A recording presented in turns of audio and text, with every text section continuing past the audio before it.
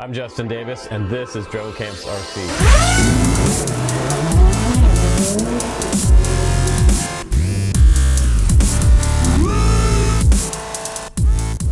Alright guys, welcome back to the field. I have another MJX RC Bugs 2 here. This is the SE edition, and it does have onboard real-time Wi-Fi with follow me, orbit mode, all that good stuff. We're going to check out some of the modes in this review. We're also going to take a look at how good the video is. We're going to record to the micro SD card that's in the side right here. I have a 16 gigabyte class 10 card, and what I really like about this particular style drone is it does have the lock and unlock mechanism in the very back. That makes it really nice. You don't have a tiltable camera. It's locked into position right here, but this drone is not really all about, I wouldn't say it's all about the video so much as more the flying experience is probably what you're going to get out of your money with this one. This one's not really for taking high-end videos. Mostly what it's for is just getting out there and flying, because every time I fly an MJX RC drone, any of the Bug series, they always fly great, and the return to home works really nice. The transmitters are really simple. You have GPS on this side of the stick right here. On the left side, just underneath the throttle stick, is an A and B switch right here, and you can switch into satellite. You can see how far from the home point you are, the distance, how many satellites you have.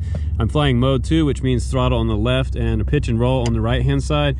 We have the TX connection, how much battery we have there, and the RX connection.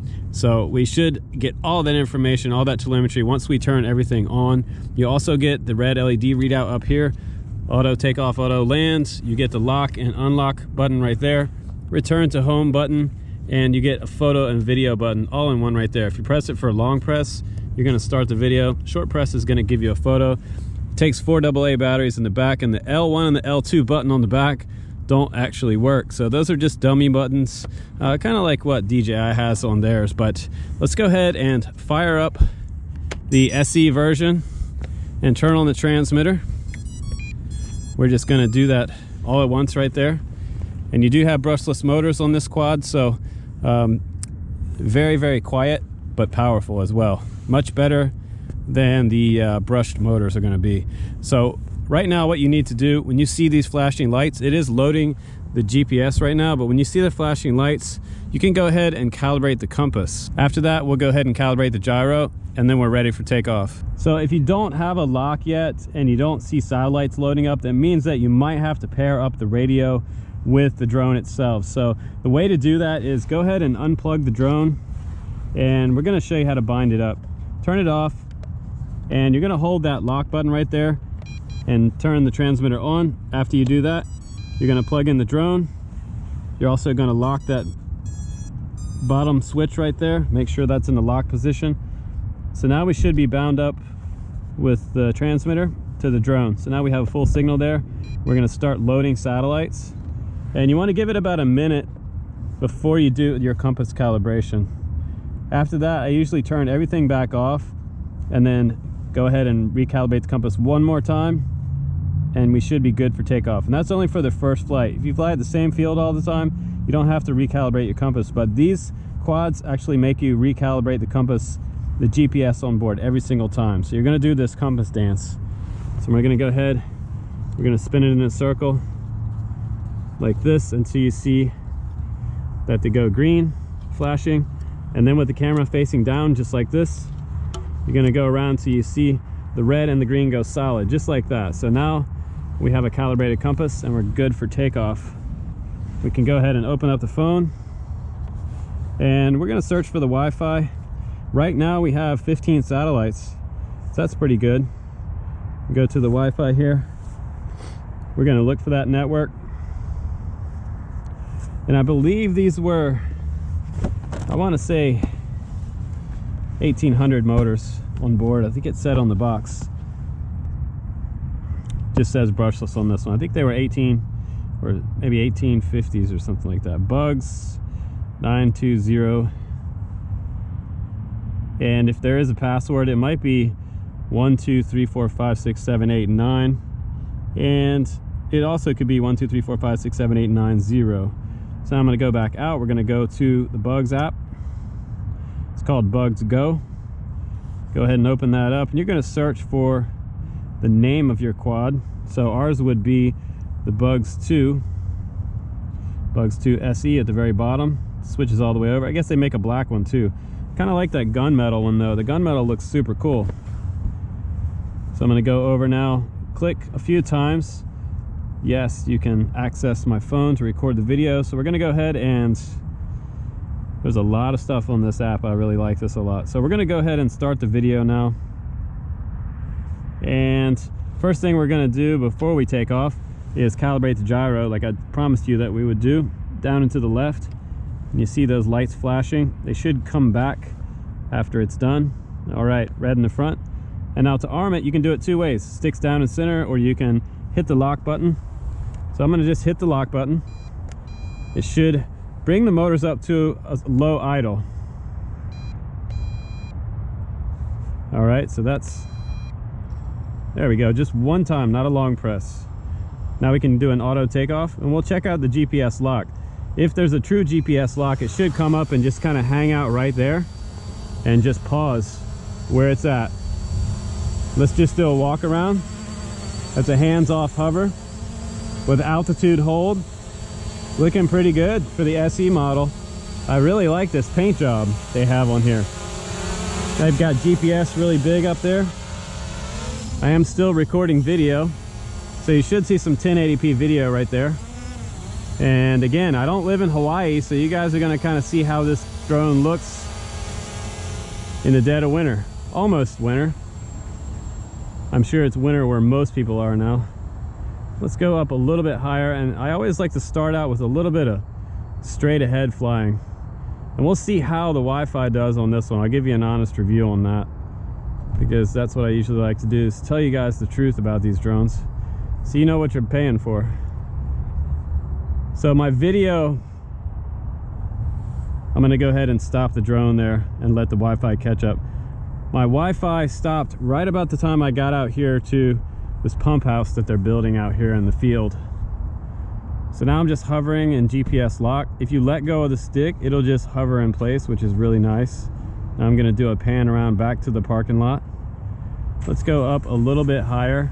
You're going to get better video out of this drone if you decide to fly straight lines. It doesn't really do a good pan, I don't think.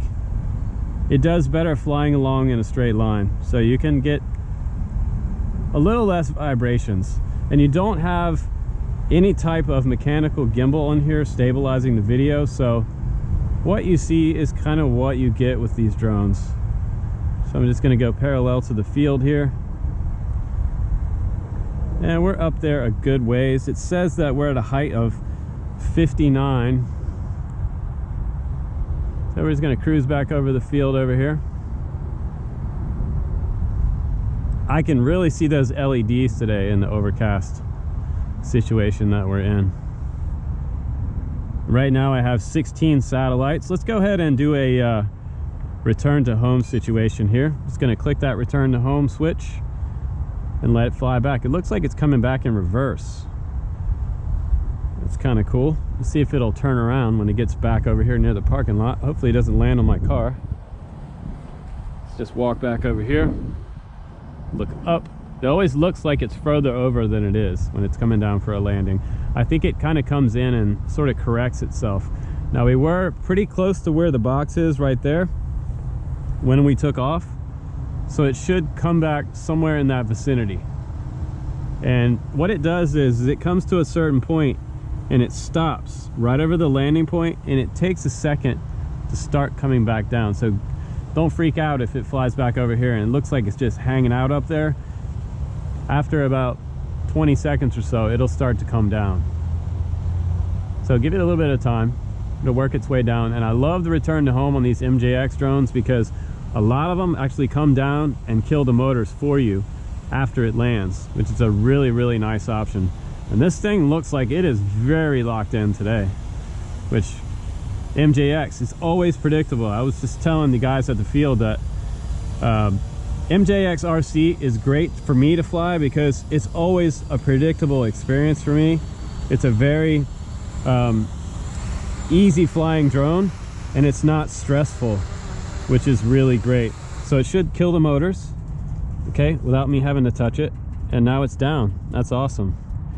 So now let's go ahead and stop the video for a second, and let's try out one of the flight modes. I'm probably not going to get to test them all today, but we'll give it a shot. So we'll come up. I've got a nice bright winter jacket on today, so we're going to do some follow me. I'm going to come out here, and now everybody's gone from the races out here. They had a race earlier today, some practice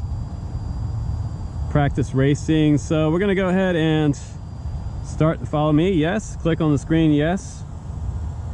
All right, how's it going, guys?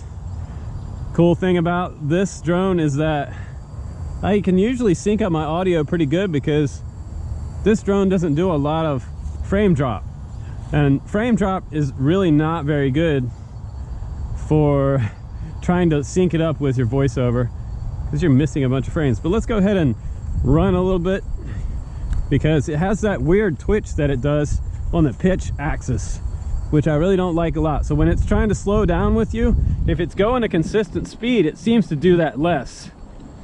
So let's go ahead and come back around here, getting my exercise today, guys. See if it yaws and finds me, keeps me in the frame. So if you're on a bike or something like that, I think it could keep up with you.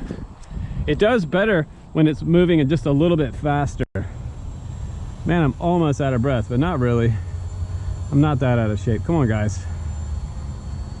Looking pretty good. So let's go ahead and go out of follow me. The follow me checks out. Everything is good there. I'm back on my manual flight mode now. I love these drones. So let's do a circle me. And who knows where it's going to go, but I am way out here in the middle of the field. Oh man, you know what? I think that might be the best circle me that I've ever seen from a Bugs drone. They have this baby locked in. Let's go up a little bit higher. That is too cool. I have had some other ones this year just go completely the wrong way, and it was weird and awkward to set it up in the app. But this one is 5 stars for the orbit mode. That's awesome. Thank you, MJX, for making the orbit experience finally worthwhile. That is cool. And I can change the height. Here comes a plane way up above me, so I'm just going to come way down here. That plane is way up there, though. Like the FAA says, you want to see and avoid. So we are seeing and avoiding. But you know, I don't fly too much higher than the treetops most of the time anyway. When you guys are watching the channel, we're always close to the field, because I don't want my drone to go way out there and never come back. A lot of people want to know what the range is. All right, let's stop that orbit mode before I just get totally dizzy there. So let's come back over and let's do a little gesture on the map here. I'm just gonna turn it around facing out in the field, and I'm gonna draw something quick on the map here. Just gonna zoom in where we're at, and we're gonna do freehand drawing. We'll do point to point here. Let's try track. That worked. Okay, and we're gonna go ahead and submit. Now we'll try some waypoints. And the waypoints, you know, they're kind of a gimmick, honestly. I don't know why you would actually use waypoints on something like a low-grade hobby drone. I wouldn't say low-grade, I would say hobby drone. And hobby drone means that you can get extra parts for it later. If it was a total toy drone, sometimes the toy drones you can't get extra parts for. Sometimes you can. Most of these Chinese companies nowadays, they are providing parts, which is great. But hobby grade is just a little bit higher than the toy drone market. The toy drone stuff seems to be really cheap, and we're doing really low waypoints. So now it's stopped at number 5 right there. I didn't actually make a waypoint all the way back home, so that's good enough for me. Let's go ahead out now and let's do some cruising. Let's go ahead and go up. Before it gets into a return to home situation, I just want you guys to see some video of it flying straight ahead. And the thing about this is, excuse me, the thing about this is that this camera is tilted down quite a bit, so you want to fly a little bit higher to be able to see where you're going with this drone. The slower you go, the video is going to be a little bit better for you, but there is a downward angle on the camera that I wish was maybe a little less down angle. Now I'm going to come back over this way, and we're going to hit return to home again. The video froze up, so after about 150 meters out, the video freezes up. But once the transmitter starts beeping like this, it means that it is around 20% left in your battery, so you want to come back. And right now it's letting me fly it. It's not to the point where it's going to automatically return to home, but the coolest thing about this drone is that if it goes beyond your radio range, it's going to go into fail-safe, and it's going to come back to home and land. It's actually going to fly back at a pretty high altitude and back to your home point. The other way is that if you hit it yourself, you can come back, which is super cool, or the low battery option. So 3 different versions of return to home here. So I'm gonna go ahead and hit that return to home button again. And we've been flying for quite some time, tested out all the modes. So I think what we have here is definitely a 5-star Bugs release. I could maybe make it 4.0 if I was going to be really maybe critical of the video that these quads produce. I don't think it's the best video in the world, but then again, like I said at the very beginning of this review, it's not really about the video quality of this drone because it's not stabilized 1080p video. It's not mechanically stabilized. Once they start doing some 3-axis stabilization, electronic stabilization, that will be really cool. But that would also make the drone about $300 to $400, like a lot of those other electronic stabilized drones are priced. So again, back on the ground, within 5 feet of the landing point. Really good. So I'm gonna go ahead and hit stop recording right there, and I'm gonna turn this off because it will keep beeping if I don't. But look at that view right there. Look at that. Let's see if we can see the real-time view. It's not bad. Close in, the camera works pretty good. I love the paint job. So MJX RC, keep making these gunmetal ones. These are really neat looking. They look awesome with the silver motors and the black props. They got the Bugs eyes up front. That lockable battery in the back I really like a lot, with my micro SD card in the side. The LEDs look awesome today. That's the one benefit of the winter days, is that we have really nice visual on the LEDs. In the summer days, when it's really bright out, you can barely see those LEDs. But pretty awesome drone. I'm gonna say about let's give it a real honest rating of about, I would say 4.8. Let's go 4.8 on the overall rating. The performance rating, I'm going to say 5 stars for the performance rating, and the fun factor is a 5 out of 5 because, like I said in the very beginning of this review, is the fact that the Bugs series drones, the Bugs 2, any of the ones with GPS are very predictable.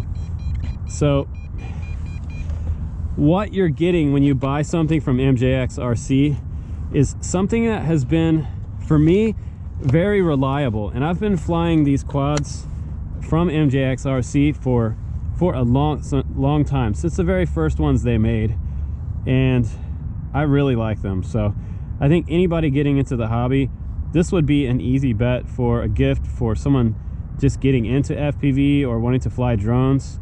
This is a no-brainer, and it works with the iPhone or the Android phone. So pretty cool, and a bunch of different flight modes come with it. So I think we have another winner here from MJX RC. But don't forget, guys, go ahead and click down below on the YouTube video, make your comment, because we're giving away an awesome indoor-outdoor drone, the Emax Tinyhawk, this month, coming up on January 2nd, actually, to be exact. Your comment will be included in that drawing. And also, we're giving away that 6S race drone, which is super awesome, about a $300 value. And if you like these videos and you want to pair up with me and ask questions about drones, if you're getting into the hobby, I'll help you out one-on-one on my Patreon. So on behind the scenes, we have an FPV community, we have Discord chats, all the guys are on there constantly day to day, and they're all chatting in private on the Drone Camps community chat, and kind of helping each other out as well. So the community is growing, and I want to say thanks to my current Patreons for getting all that started. You guys are awesome, and you're keeping me flying, so I really appreciate that. But thanks again for watching my honest review of the new MJX Bugs 2 SE model.